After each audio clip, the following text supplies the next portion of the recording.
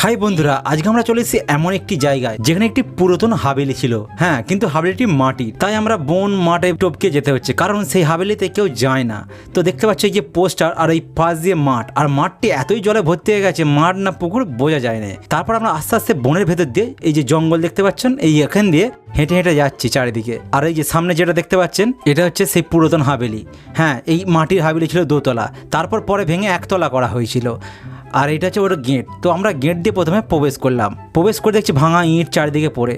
তারপরে একটা মেন আকর্ষণীয় ব্যাপার, মানে আমরা ফালতু ফালতু গেট দিয়ে প্রবেশ করলাম, চারিদিকটা ভাঙা। যাই হোক, এই মাটির বাড়ি এখন প্রায় দেখাই যায় না। তো এই দেখতে একটা আমরা চারিদিকটা দেখতে লাগলাম কিছু আছে কিনা আরও। তারপরে লক্ষ্য পড়লো একটি ঘর, এই যে ছোট ঘর, এলবেস্টার রাখা আছে। তো আমরা সাহস নিয়ে সাপটাপ আছে নাকি চারিদিকে দেখে ভিতরে প্রবেশ করলাম। ভিতরে প্রবেশ করে দেখছি ইঁট রাখা আছে, ব্যাস। তারপরে আমরা ভেতরে ঢুকবো করছি, কি আছে কিনা একটি কোমোড পেলাম। আর তখন আমরা ক্যামেরা আবার মাটির বাড়ির দিকে নিয়ে যাচ্ছি। আপনারা ভালোভাবে দেখুন মাটির বাড়ি, দেয়ালগুলি কত মোটা, আর জল পাওয়ার পরে কিভাবে অবস্থা হয়েছে, জানলা কপাট আস্তে সব ভেঙে ভেঙে পড়েও গেছে। আর এই মাটির বাড়ির ভেতরেও এত ইঁট পাওয়া গেছে, মানে ভাবো মাটির বাড়িতে আগে ইঁটও থাকতো, এত পরিমাণে ইঁট। তো এই যে বাড়ির পিছন দিক, আর এটা মনে হচ্ছে দুটো ঘর ছিল।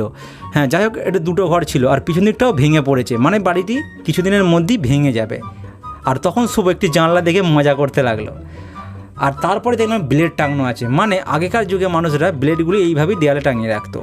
আর শুভ এদিক ওদিক উঁকো দিতে রাখলে আমরা দেখছি কী আছে কিনা। তারপর দেখছি বাড়ি, এই বাড়িতে কেউ থাকে না, চারদিকে জঙ্গল হয়ে গেছে, আর ব্যাঙ ডাকছে, মানে সাপও আছে হয়তো।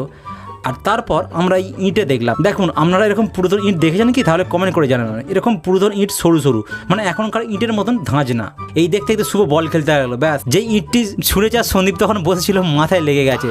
তারপরে আমরা তুলে জল দিয়ে বাড়ির দিকে নিয়ে চলে এলাম। তো বন্ধুরা, ব্লগটি আছে এখানে পর্যন্তই, কারণ ওর মাথায় লেগে গেছে। তো বাই বাই, দেখা হবে পরে কোনো ভিডিওতে। আপনারা ভালো থাকবেন ও সুস্থ থাকবেন।